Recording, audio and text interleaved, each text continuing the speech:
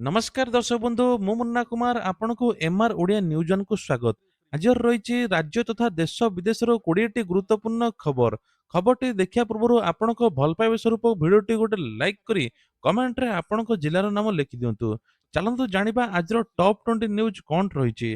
प्रथम खबर, आज सबु स्कूल छुट्टी, प्रबल अति प्रबल वर्षा संभावना पई आज जिला को ऑरेंज वार्निंग जारी कराई। ଏହାକୁ ଦୃଷ୍ଟିରେ ରଖି ଜିଲ୍ଲାପାଳ ସ୍କୁଲ ଛୁଟି ଘୋଷଣା କରିଛନ୍ତି। ଆଜି ସରକାରୀ ବେସରକାରୀ ସ୍କୁଲ ଉଚ୍ଚ ମାଧ୍ୟମିକ ସ୍କୁଲ ବନ୍ଦ ରହିବ। ଜିଲ୍ଲାର ସମସ୍ତ ଅଧିକାରୀ ଛୁଟି ବାତିଲ କରିଛନ୍ତି। ପ୍ରବଳ ବର୍ଷାକୁ ଦୃଷ୍ଟିରେ ରଖି ଜିଲ୍ଲାପାଳ ଏହି ନିଷ୍ପତ୍ତି ନେଇଛନ୍ତି। ଏପଟେ କୁହାଯାଉଛି ଯେ କେବଳ ମୟୂରଭଞ୍ଜ ଜିଲ୍ଲାରେ ସବୁ ସ୍କୁଲ ଛୁଟି ରହିବ। ପରବର୍ତ୍ତୀ ଖବର ଆସୁଛି ଲଘୁଚାପ, ପ୍ରବଳ ବର୍ଷିବ, ବଙ୍ଗୋପସାଗରରେ ଦାନା ବାନ୍ଧୁଛି ଲଘୁଚାପ। ଦକ୍ଷିଣ ଗାଙ୍ଗେୟ ପଶ୍ଚିମବଙ୍ଗ ସଂଲଗ୍ନବର୍ତ୍ତୀ ବାଂଲାଦେଶ ଉପରେ ଘୂର୍ଣ୍ଣିବଳୟ ସକ୍ରିୟ। ଆଜି ପ୍ରବଳରୁ ଅତି ପ୍ରବଳ ବର୍ଷା ହେବ। 5 ଜିଲ୍ଲା ସୁନ୍ଦରଗଡ଼, ଝାରସୁଗୁଡ଼ା, ବରଗଡ଼, ସମ୍ବଲପୁର, କେନ୍ଦୁଝର, ମୟୂରଭଞ୍ଜକୁ ଅରେଞ୍ଜ ଆଲର୍ଟ କରାଯାଇଛି। ସେପରି ପ୍ରବଳ ବର୍ଷା ପାଇଁ 11ଟି ଜିଲ୍ଲାକୁ ଦିଆଯାଇଛି ୟେଲୋ ଆଲର୍ଟ। ସେପରି ଆସନ୍ତାକାଲି କେନ୍ଦୁଝର, ମୟୂରଭଞ୍ଜରେ ପ୍ରବଳ ବର୍ଷା ପୂର୍ବାନୁମାନ କରାଯାଇଛି। 10 ତାରିଖରୁ କମିବ ବର୍ଷା ପରିମାଣ, କିନ୍ତୁ ଏବେ ଲଗାତାର 3 ଦିନ ଯାଏ ଅତି ପ୍ରବଳ ବର୍ଷା ଅଛି ବୋଲି କୁହାଯାଉଛି। ନଦୀ ନାଳରେ ଜଳସ୍ତର ବଢିବା, ବନ୍ୟା, ଭୂସ୍ଖଳନ ଭଳି ବଡ଼ ବଡ଼ ସମସ୍ୟା ମଧ୍ୟ ଦେଖାଯାଇପାରେ। ପରବର୍ତ୍ତୀ ଖବର, ସୁଭଦ୍ରା ଯୋଜନାକୁ ନେଇକି ଆସିଲା ବଡ଼ ଅପଡେଟ୍। ଆସନ୍ତା ରାକ୍ଷୀ ପୂର୍ଣ୍ଣିମା ଅବସରରେ ସୁଭଦ୍ରା ଯୋଜନାର ପରବର୍ତ୍ତୀ କିସ୍ତି ଦିଆଯିବ। ଏଥିସହିତ ଜୁଲାଇ 25 ତାରିଖ ସୁଦ୍ଧା ଯେଉଁ ଆବେଦନ ଗୁଡ଼ିକ ଜିଲ୍ଲା ସ୍ତରରୁ ଚୂଡ଼ାନ୍ତ ତାଲିକାରେ ଆସିଥିବ ସେହି ଯୋଗ୍ୟ ହିତାଧିକାରୀଙ୍କ ପର୍ଯ୍ୟାୟରେ ଆର୍ଥିକ ସହାୟତା ପାଇବେ। ଏନେଇ ଉପମୁଖ୍ୟମନ୍ତ୍ରୀ ପ୍ରଭାତ ପରିଡ଼ା ସୂଚନା ଦେଇଛନ୍ତି। ଉପମୁଖ୍ୟମନ୍ତ୍ରୀ କହିବା ଅନୁସାରେ 25 ଜୁଲାଇ ସୁଦ୍ଧା ଜିଲ୍ଲା ସ୍ତରରୁ ଯେଉଁ ନାମ ଗୁଡ଼ିକ ଅନୁମୋଦନ କରାଯାଇଛି ସରକାର ପାଖକୁ ନିଆଯିବ ଏବଂ ସମସ୍ତ ଯୋଗ୍ୟ ହିତାଧିକାରୀ ବ୍ୟାଙ୍କ ଖାତାକୁ ରାକ୍ଷୀ ପୂର୍ଣ୍ଣିମା ଅବସରରେ ସିଧାସଳଖ ଟଙ୍କା ପଠାଯିବ। ଏହା ଫଳରେ ଅପେକ୍ଷା କରିଥିବା ଅନେକ ମହିଳା ମଧ୍ୟ ଉପକୃତ ହେବେ। ଯେଉଁମାନେ ପୂର୍ବ କିସ୍ତି ପାଇନାହାନ୍ତି ସେମାନେ 2ଟି କିସ୍ତି 10,000 ଟଙ୍କା ପାଇବେ ବୋଲି ସୂଚନା ମିଳୁଛି। ପରବର୍ତ୍ତୀ ଖବର, ଅଗଷ୍ଟ 10ରେ ମୁଖ୍ୟମନ୍ତ୍ରୀଙ୍କର ଅଭିଯୋଗ ଶୁଣାଣି ବନ୍ଦ ରହିବ। ମୁଖ୍ୟମନ୍ତ୍ରୀଙ୍କର ଅନ୍ୟାନ୍ୟ ଗୁରୁତ୍ୱପୂର୍ଣ୍ଣ କାର୍ଯ୍ୟ ଥିବାରୁ ଆସନ୍ତା ସୋମବାର ଦିନ ମୁଖ୍ୟମନ୍ତ୍ରୀଙ୍କର ଜନ ଅଭିଯୋଗ ଶୁଣାଣି ବନ୍ଦ ରହିବ। ସାଧାରଣ ପ୍ରସନ୍ନ ସାଧାରଣ ଅଭିଯୋଗ ପକ୍ଷରୁ ଏନେକି ସୂଚନା ଦିଆଯାଇଛି। ପରବର୍ତ୍ତୀ ଅଭିଯୋଗ ଶୁଣାଣି ତାରିଖ ଜନସାଧାରଣଙ୍କୁ ସମ୍ବାଦପତ୍ର ଗଣମାଧ୍ୟମ ଜଣାଇ ଦିଆଯିବ। ମୁଖ୍ୟମନ୍ତ୍ରୀଙ୍କ ଅଭିଯୋଗ ଶୁଣାଣି ଯଦି ଯାଉଛନ୍ତି ଲୋକମାନେ ପୂର୍ବରୁ 3 ଦିନ ପୂର୍ବରୁ ଆବେଦନ କରିବା ପାଇଁ ପଡିବ। ତାପରେ ଆପଣମାନେ ନିଜର ଅଭିଯୋଗ ଶୁଣାଇ ପାରିବେ। ଏପର୍ଯ୍ୟନ୍ତ ପାଖାପାଖି 80% ଅଧିକ ଅଭିଯୋଗ ଶୁଣାଣିର ସମାଧାନ ମଧ୍ୟ ହୋଇଛି। ପରବର୍ତ୍ତୀ ଖବର, ସହରରେ ଜାଳେଣି ଗ୍ୟାସ ସିଲିଣ୍ଡର କଳା ବଜାର ବଢିବାରେ ଲାଗିଛି। ବିଭିନ୍ନ ବିତରକ କମ୍ପାନୀର ଖାତାଧାରୀ ଉପଭୋକ୍ତା ବୁକିଂ କରିବା ସତ୍ତ୍ୱେ ମଧ୍ୟ ନିର୍ଦ୍ଧାରିତ ସମୟ ସୀମାରେ ସିଲିଣ୍ଡର ଡେଲିଭରି ହୋଇପାରୁନି। କିଛି ମାମଲାରେ ଓଟିପି ଆସୁଛି, ଆଉ କିଛି ମାମଲାରେ ଓଟିପି ନ ଆସି କିଛି ଦିନ ମଧ୍ୟରେ ଆସିବା ମେସେଜ ଆସୁଛି। ପରେ ପଞ୍ଜୀକୃତ ମୋବାଇଲ ନମ୍ବରକୁ ଆସିଥିବା ଏକ ବ୍ୟବହାରକାରୀ ପାସୱାର୍ଡ ନିର୍ଦ୍ଧାରିତ ସମୟ ଅତିକ୍ରମ କରିବା ପରେ ଅବୈଧ ହୋଇଯାଉଛି। ତେଣୁ ଏହି ସମସ୍ୟା ଗ୍ରାହକ ଏବେ ଭୋଗୁଛନ୍ତି, ଯାହାଫଳରେ କିଛି ଲୋକଙ୍କର ବୁକ୍ ହଉନି, ହଇରାଣରେ ପଡୁଛନ୍ତି। ବୁକିଂ କରିବା ପରେ ଆସନ୍ତା 4ରୁ 5 ଦିନ ମଧ୍ୟରେ ଡେଲିଭର ହେବ ବୋଲି ମେସେଜ ଆସୁଛି, କିନ୍ତୁ ଲାଗିଯାଉଛି 10ରୁ 15 ଦିନ। ଅନ୍ୟ କିଛି ଘଟଣାରେ ବୁକିଂ ପରେ ଓଟିପି ଆସୁଥିଲେ ମଧ୍ୟ 1 ସପ୍ତାହ ହେଉନଥିବାରୁ ତେବେ ବୁକିଂ ହୋଇପାରୁନାହିଁ, ବାତିଲ ହୋଇଯାଉଛି। ତେବେ ଯାହାଫଳରେ ଗ୍ରାହକ 25 ଦିନ ପରେ ପୁଣି ଆଉଥରେ ବୁକିଂ କରିବା ପାଇଁ ପଡୁଛି। ପରବର୍ତ୍ତୀ ଖବର, ଧାର୍ଯ୍ୟ ହେଲା ଲଗ୍ନ। ଆଜି ବଲାଙ୍ଗୀରରେ ନୂଆଖାଇ ଲଗ୍ନ ଧାର୍ଯ୍ୟ। ବଲାଙ୍ଗୀରରେ ମଧ୍ୟ ଜିଲ୍ଲାରେ ପାଟଣା ମହାରାଜ ଶୈଳଶ୍ରୀ ପ୍ୟାଲେସରେ ପ୍ରକାଶ ପାଇଛି ନୂଆଖାଇ ଲଗ୍ନ। ଆସନ୍ତା ସେପ୍ଟେମ୍ବର 15 ତାରିଖ 9:36 10:10 ଯାଏଁ ରହିଛି ଅମୃତ ମେଳା। ଆସନ୍ତା ଭାଦ୍ରବ ଶୁକ୍ଳ ପଞ୍ଚମୀ ତିଥି ସେପ୍ଟେମ୍ବର 15 ତାରିଖ ମଙ୍ଗଳବାର ଦିନ 9:36 ରୁ 10:10 ମଧ୍ୟରେ ମା ପାଟଣେଶ୍ୱରୀ, ମା ସମ୍ବଲେଶ୍ୱରୀ ନିକଟରେ ନବାନ୍ନ ଲାଗି ହେବ। ପରେ ବଲାଙ୍ଗୀର ଜିଲ୍ଲାର ଲୋକେ ନୂଆ ଖାଇବେ। ରାଜ ପୁରୋହିତ ସନ୍ତୋଷ କୁମାର ଦାସ ସୂଚନା ଦେଇଛନ୍ତି। ଏନେଇକି ଶୈଳଶ୍ରୀ ପ୍ୟାଲେସରେ ମଧ୍ୟ ଜ୍ୟୋତିର୍ବିଦ ପଣ୍ଡିତ ମହାସଭାର ସଦସ୍ୟ ନେଇକି ଲଗ୍ନ ସ୍ଥିର ହୋଇଥିଲା। ପରବର୍ତ୍ତୀ ଖବର, ବନ୍ୟାରେ 3,567ଟି ଘର କ୍ଷତିଗ୍ରସ୍ତ, 36,000 ହେକ୍ଟରରୁ ଅଧିକ ଚାଷ ଜମି ପ୍ରଭାବିତ। ଓଡ଼ିଶାରେ ବନ୍ୟା ପରେ କ୍ଷୟକ୍ଷତିର ପ୍ରାଥମିକ ଚିତ୍ର ସାମ୍ନାକୁ ଆସିଛି। ରାଜ୍ୟରେ 23 ଜିଲ୍ଲା ବନ୍ୟାରେ ଆଂଶିକ ଭାବେ ବ୍ୟାପକ ଭାବେ ପ୍ରଭାବିତ ହୋଇଛନ୍ତି। ଏବେ ଧୀରେ ଧୀରେ ସ୍ୱାଭାବିକ ହେଉଥିବା କ୍ଷୟକ୍ଷତିର ଆକଳନ ଜାରି ରହିଛି। ତେବେ ରିପୋର୍ଟ ଅନୁସାରେ ଯେଉଁମାନଙ୍କର କ୍ଷୟକ୍ଷତି ହୋଇଛି ତାଙ୍କୁ ଖୁବ୍ ଜଲ୍ଦି କ୍ଷତିପୂରଣ ଦିଆଯିବ। ଯେଉଁ ଅଞ୍ଚଳରେ ବନ୍ୟା ଜଳ ସମ୍ପୂର୍ଣ୍ଣ ହ୍ରାସ ପାଇନାହିଁ ସେଠାରେ ସ୍ଥିତି ସ୍ୱାଭାବିକ ହେବା ପରେ ରିପୋର୍ଟ ପଠାଇବା ପାଇଁ ପ୍ରଶାସନକୁ ମଧ୍ୟ କୁହାଯାଇଛି। ମନ୍ତ୍ରୀ କହିଛନ୍ତି ଆସନ୍ତା 1-2 ଦିନ ମଧ୍ୟରେ ଜିଲ୍ଲାର ସମସ୍ତ ଚୂଡ଼ାନ୍ତ ମିଳିବ। ଏହାପରେ ପ୍ରକୃତ କ୍ଷୟକ୍ଷତି ସମ୍ପୂର୍ଣ୍ଣ ଚିତ୍ର ସ୍ପଷ୍ଟ ହେବ। ବନ୍ୟା ପ୍ରଭାବିତ ଲୋକଙ୍କୁ ଶୀଘ୍ର କ୍ଷତିପୂରଣ ଦେବା ପାଇଁ ଜିଲ୍ଲାପାଳମାନଙ୍କୁ ନିର୍ଦ୍ଦେଶ ଦିଆଯାଇଛି। ରାଜ୍ୟ ସରକାର ମୋଟ 110 କୋଟି ଟଙ୍କାର ସହାୟତା ରାଶି ଦେଇଛନ୍ତି। ଏହି ଅର୍ଥ କ୍ଷତିଗ୍ରସ୍ତ ଲୋକ ହିତାଧିକାରୀଙ୍କ ପାଖକୁ ସିଧାସଳଖ ଜିଲ୍ଲା ପ୍ରଶାସନ ଅଧିକୃତ କରାଯାଇଛି। ଆଗକୁ ବନ୍ୟା ଜଳବନ୍ତୀ ସମସ୍ୟା କମାଇବା ପାଇଁ 10 ସହରାଞ୍ଚଳରୁ ମଡେଲ ସହର ଭାବେ ବିକଶିତ କରିବା ପାଇଁ ମଧ୍ୟ ଆଲୋଚନା ଚାଲିଛି। ପ୍ରତି ଖବର ଓଡ଼ିଶାକୁ 31,748 କୋଟିର ନିବେଶ ପ୍ରତିଶ୍ରୁତି। ନୂଆଦିଲ୍ଲୀରେ ଆୟୋଜିତ ଓଡ଼ିଶା ଫୁଡ୍ ପ୍ରୋ 22ଟି ଏମ୍ଓୟୁ ସ୍ୱାକ୍ଷର। ତେବେ ଏହି ପ୍ରସ୍ତାବିତ ନିବେଶ ଜରିଆରେ ରାଜ୍ୟରେ 42,676ରୁ ଅଧିକ ନିଯୁକ୍ତି ସୃଷ୍ଟି ହେବ। ଓଡ଼ିଶା ସରକାର ପକ୍ଷରୁ ଫୁଡ୍ ପ୍ରୋ 2026 ମୁଖ୍ୟ ଲକ୍ଷ୍ୟ ହେଲା ଖାଦ୍ୟ ପ୍ରକ୍ରିୟାକରଣ, ଏହା ସହିତ ଜଡ଼ିତ ନୂଆ କ୍ଷେତ୍ରରେ ନିବେଶ ଆଣିବା।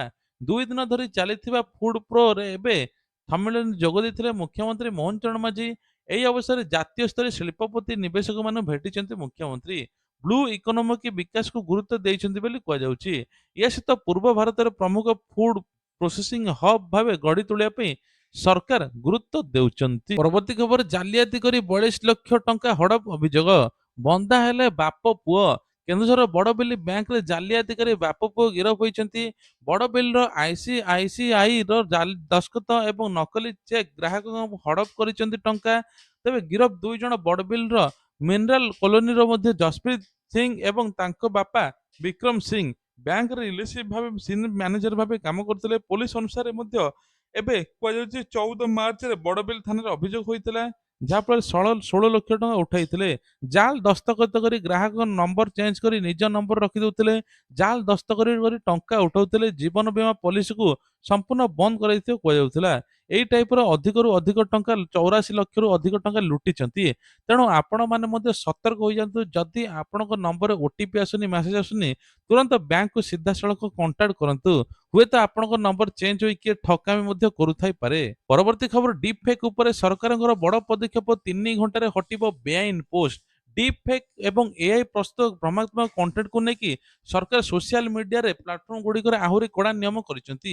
ଇଲେକ୍ଟ୍ରୋନିକ ସୂଚନା ପ୍ରଯୁକ୍ତି ମନ୍ତ୍ରାଳୟ 2021 ଆଇଟି ନିୟମ ସଂଶୋଧନରେ ଅବୈଧ କଣ୍ଟେଣ୍ଟ ହଟାଇବାର ସମୟସୀମା 36 ଘଣ୍ଟାରୁ କମାଇ 3 ଘଣ୍ଟା ଭିତରେ ହେଉଛି। ଯଦି କୌଣସି ଲୋକ ଡିପ୍ ଫେକ୍ ମନ ଇଚ୍ଛା କଣ୍ଟେଣ୍ଟ ଅପଲୋଡ କରୁଛି, ତୁରନ୍ତ 3 ଘଣ୍ଟା ଭିତରେ ସେହି ପୋଷ୍ଟ ହଟାଇ ଦିଆଯିବ। ପରବର୍ତ୍ତୀ ଖବର, ଗ୍ରାହକଙ୍କ ସୁରକ୍ଷା ପାଇଁ ଆରବିଆଇର ବଡ଼ ପଦକ୍ଷେପ। ଋଣ ସୁଝିବା ପାଇଁ ଗ୍ରାହକଙ୍କୁ ମିଳିବ ନାହିଁ ଧମକ। ବିଳମ୍ବିତ ରାତିରେ କଲ୍ ଆସିବ ନାହିଁ। ଋଣ ଆଦାୟ ନାଁରେ ଗ୍ରାହକଙ୍କୁ ଦିଆଯାଉଥିବା ମାନସିକ ନିର୍ଯାତନା ଉପରେ ଲଗାଇବ ରୋକ ରିଜର୍ଭ ବ୍ୟାଙ୍କ ଏବଂ ବ୍ୟାଙ୍କ ଆଦାୟକାରୀ ସଂସ୍ଥାଗୁଡ଼ିକ। ଆରବିଆଇ କଠୋର ନିର୍ଦ୍ଦେଶାବଳୀ ଜାରି ରଖିଛି। ନୂଆ ନିୟମ ଅନୁସାରେ ଋଣ ବ୍ୟାଙ୍କ ରିକଭରି ଏଜେଣ୍ଟ ଗ୍ରାହକଙ୍କୁ କୌଣସି ପ୍ରକାର ଗାଳିଗୁଲଜ, ଧମକ, ସାମାଜିକ ସ୍ତରରେ ଅପମାନିତ କରିପାରିବେ ନାହିଁ। ପରିବାରର କାହାର ମୃତ୍ୟୁ ହୋଇଗଲେ କିମ୍ବା ଅସୁସ୍ଥ ଥିଲେ, ବିବାହ ଉତ୍ସବ ଚାଲୁଥିବା ବେଳେ ଗ୍ରାହକ ରିକଭରି ମାନେ ଏଜେଣ୍ଟ ହଇରାଣ କରିପାରିବେ ନାହିଁ। ଏହି ନୂଆ ଗାଇଡଲାଇନ ଅନୁସାରେ ଆସନ୍ତା 2027 ଜାନୁଆରୀ 1ରୁ ସାରା ଦେଶରେ ଲାଗୁ ହେବ। ଏହି ନିର୍ଦ୍ଦେଶାବଳୀ ଅନୁଯାୟୀ ରିକଭରି ଏଜେଣ୍ଟ ମାନେ ଗ୍ରାହକଙ୍କୁ କେବଳ ସକାଳ 8ଟାରୁ ସନ୍ଧ୍ୟା 7ଟା ମଧ୍ୟରେ ମଧ୍ୟ ଫୋନ କରିବେ କିମ୍ବା ଘରକୁ ଯାଇପାରିବେ। ରାତିରେ କଲ୍ କରିବା, ବାରମ୍ବାର ଫୋନ କରି ବିରକ୍ତ କରିବା ନିଷେଧ କରାଯାଇଛି। ଯଦି ରିକଭରି ଏଜେଣ୍ଟ କୌଣସି ଗ୍ରାହକକୁ ଘରକୁ ଆସିବାକୁ ଚାହୁଁଥିବେ, ତେବେ ତାଙ୍କୁ ଗୋଟିଏ ଦିନ ପୂର୍ବରୁ ସୂଚନା ଦେବା ପାଇଁ ପଡ଼ିବ। ସେହିପରି ଗ୍ରାହକ ବ୍ୟତୀତ କୌଣସି ସମ୍ପର୍କୀୟ, ସାଙ୍ଗସାଥୀ, ପଡ଼ୋଶୀ ଋଣ ବାବଦରେ କୌଣସି ସୂଚନା କିମ୍ବା ରିକଭରି ଏଜେଣ୍ଟକୁ ଦେଇପାରିବେ ନାହିଁ। ସେହିପରି ଗ୍ରାହକଙ୍କ ଫଟୋ, ବ୍ୟକ୍ତିଗତ ତଥ୍ୟକୁ ସୋସିଆଲ ମିଡିଆରେ ପୋଷ୍ଟ କରି ବଦନାମ କରିବା ଆଇନଗତ ଭାବେ ଅପରାଧ ମଧ୍ୟ ଗଣାଯିବ। ପରବର୍ତ୍ତୀ ଖବର, ବୀମା ନଥିଲେ ମିଳିବନି ତେଲ। ବୀମା ନଥିବା ଗାଡ଼ିଗୁଡ଼ିକ ତେଲ ବିକ୍ରି କରିବା ଉପରେ ପାଇଲଟ ପ୍ରୋଜେକ୍ଟ ଆରମ୍ଭ କରିବା ପାଇଁ ଯାଉଛନ୍ତି କେନ୍ଦ୍ର ସରକାର। ଦେଶରେ ଚାଲୁଥିବା ବିନା ବୀମାରେ ଇନ୍ସୁରାନ୍ସ ବା ନଥିବା ଗାଡ଼ିଗୁଡ଼ିକରେ ରୋକ ଲଗାଯିବ ଏବଂ ପେଟ୍ରୋଲ ମଧ୍ୟ ମିଳିବ ନାହିଁ। ପ୍ରାୟ ଦେଶରେ ଏବେ 56% ଗାଡ଼ିର ଭ୍ୟାଲିଡିଟି ଇନ୍ସୁରାନ୍ସ ନାହିଁ, ତଥାପି ଗାଡ଼ି ଚାଲୁଛି। ରାସ୍ତାରେ ଦୁର୍ଘଟଣା ହେଲେ କ୍ଷତିପୂରଣ ଲକ୍ଷ୍ୟରେ ମଧ୍ୟ ଏହି ନିଷ୍ପତ୍ତି ନିଆଯାଇଛି। ଯଦି ଆପଣଙ୍କର ବୀମା ରହିବ ନାହିଁ, ତାହେଲେ ପେଟ୍ରୋଲ ମଧ୍ୟ ମିଳିବ ନାହିଁ। ପରବର୍ତ୍ତୀ ଖବର, ଇନଷ୍ଟାଗ୍ରାମ ଫେସବୁକର ମୂଳ କମ୍ପାନୀ ମେଟାକୁ ଏବେ ମେକ୍ସିକୋରୁ ବଡ଼ କୋର୍ଟର ବଡ଼ ଝଟକା।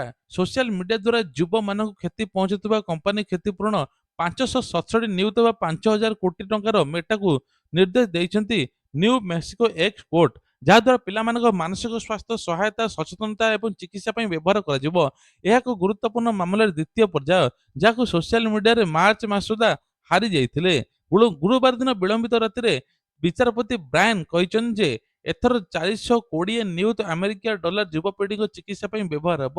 ବାକି ଟଙ୍କା 5 ବର୍ଷ ମଧ୍ୟରେ ସଚେତନତା ନିବାରଣ, ସ୍କ୍ରିନିଂ ସେବା ଏବଂ ଅନ୍ୟାନ୍ୟ ଖର୍ଚ୍ଚ ପାଇଁ ହେବ ବୋଲି କୁହାଯାଉଛି। ପ୍ରଥମ ପର୍ଯ୍ୟାୟ ଜୋରିମାନାରେ କୋର୍ଟ ମେଟା ଉପରେ 375 ମିଲିୟନ ବା ଆମେରିକୀୟ ଡଲାର ଜୋରିମାନା କରିଛି। ଦ୍ୱିତୀୟ ପର୍ଯ୍ୟାୟରେ 567 ମିଲିୟନ ବା ଆମେରିକୀୟ ଡଲାର ଜୋରିମାନା କରିଛନ୍ତି। ପାଖାପାଖି 5,000 କୋଟିରୁ ଅଧିକ ହେବ ବୋଲି କୁହାଯାଉଛି। ପରବର୍ତ୍ତୀ ଖବର, ଓଡ଼ିଶାରେ ବେଧଡ଼କ ଅପମିଶ୍ର ଖାଦ୍ୟ ବିକ୍ରି, 5 ବର୍ଷରେ 1200ରୁ ଅଧିକ ନମୁନା ଭେଜାଲ। ଓଡ଼ିଶାରେ ଖାଦ୍ୟ ଅପମିଶ୍ରକୁ ନେଇ ବଡ଼ ପ୍ରଶ୍ନ ଉଠିଛି। 5 ବର୍ଷ ଭିତରେ 1200ରୁ ଅଧିକ ଅପମିଶ୍ରିତ ଖାଦ୍ୟ ନମୁନା ଚିହ୍ନଟ ହୋଇଛି। ଏତେ ମାମଲା ଧରା ପଡ଼ିଲା ମଧ୍ୟରେ ଅପମିଶ୍ର ବିକ୍ରି ଚାଲିଛି। କେନ୍ଦ୍ର ସରକାର ପକ୍ଷରୁ ସଂସଦରେ ଦିଆଯାଇଥିବା ତଥ୍ୟରୁ ଏହି ଚିତ୍ର ସାମ୍ନାକୁ ଆସିଛି। ଅନ୍ୟପଟେ ତାମିଲନାଡୁ, ଉତ୍ତରପ୍ରଦେଶ, ମଧ୍ୟପ୍ରଦେଶ ଅପମିଶ୍ର ଖାଦ୍ୟ ମାମଲାରେ ଦଣ୍ଡାଦେଶ ହେଉଥିବା ବେଳେ ଓଡ଼ିଶା କଠୋର କାର୍ଯ୍ୟାନୁଷ୍ଠାନ କାହିଁକି ନେଉନି, ସେ ନେଇକି ବଡ଼ ପ୍ରଶ୍ନ ଉଠିଛି। ତଥ୍ୟ ଅନୁସାରେ 2025-26ରେ ଓଡ଼ିଶାରେ 1110ଟି ଖାଦ୍ୟ ନମୁନା ପରୀକ୍ଷା କରାଯାଇଥିଲା। ସେଥିମଧ୍ୟରୁ 61ଟି ନମୁନା ଅପମିଶ୍ର ଚିହ୍ନଟ ହୋଇଛି। ଏହି ମାମଲାରେ ଜେଲ୍ ଦଣ୍ଡ ବା ଦଣ୍ଡାଦେଶ ଶୂନ୍ୟ ରହିଛି। କେବଳ କିଛି ବିକ୍ରେତାଙ୍କ ଠାରୁ ଜୋରିମାନା ଆଦାୟ ହେଉଛି ବୋଲି ସୂଚନା ମିଳୁଛି। ତେବେ ଏବେ କୁହାଯାଉଛି ଖାଇବା ତେଲ, ବିସ୍କୁଟ, ମସଲା, ମଇଦା, ଛତୁଆ, କେଚପ୍, ଅଟା, ଚିନି, ପନିର, ପାମ୍ପଡ଼, ସୁଜି, ବେସନ, ଘିଅ ଏବଂ ସୋୟା ବଡିରେ ମଧ୍ୟ ଭେଜାଲ କରାଯାଉଛି, ନକଲି ଆସୁଛି। ପରବର୍ତ୍ତୀ ଖବର, ପ୍ରତି ବ୍ଲକରେ ଖୋଲିବ ସିନେମା ହଲ୍, ହେଲେ ଓଡ଼ିଶାରେ ମାତ୍ର 52ଟି। ଓଡ଼ିଶାରେ ପ୍ରତି ବ୍ଲକରେ ସିନେମା ହଲ୍ ଖୋଲିବା ପାଇଁ ସରକାର ଯୋଜନା କରୁଛନ୍ତି, ହେଲେ ଗ୍ରାମାଞ୍ଚଳରେ ଲୋକଙ୍କୁ ସିନେମା ଦେଖିବା ପାଇଁ ଦୂର ସହରକୁ ଯିବାକୁ ପଡ଼ିବ ନାହିଁ। ନିଜ ଅଞ୍ଚଳରେ ଚଳଚ୍ଚିତ୍ର ଦେଖିବାକୁ ସୁଯୋଗ ମିଳିବ। କିନ୍ତୁ ଓଡ଼ିଶା ସରକାର ଘୋଷଣା ମଧ୍ୟରେ ରାଜ୍ୟରେ ସିନେମା ହଲ୍ ଭିତ୍ତିଭୂମିର ବାସ୍ତବ ଚିତ୍ର ଚିନ୍ତାଜନକ। ତଥ୍ୟ ଅନୁସାରେ ଏବେ ସାରା ଓଡ଼ିଶାରେ 52ଟି ସିନେମା ହଲ୍ ରହିଛି। ସେଥିରୁ 30ଟି ମଲ୍ଟିପ୍ଲେକ୍ସ ବା 22ଟି ସିଙ୍ଗଲ ସ୍କ୍ରିନ୍ ରହିଛି। 1999 ମହାବାତ୍ୟା ପୂର୍ବରୁ 100ରୁ ଅଧିକ ସିନେମା ହଲ୍ ଥିଲା। ମହାବାତ୍ୟାରେ ଅନେକ ହଲ୍ ବନ୍ଦ ହୋଇଥିଲା। ତେବେ 10ରୁ 15 ବର୍ଷ ମଧ୍ୟରେ 40ରୁ ଅଧିକ ସିନେମା ହଲ୍ ବନ୍ଦ ହୋଇଥିଲା।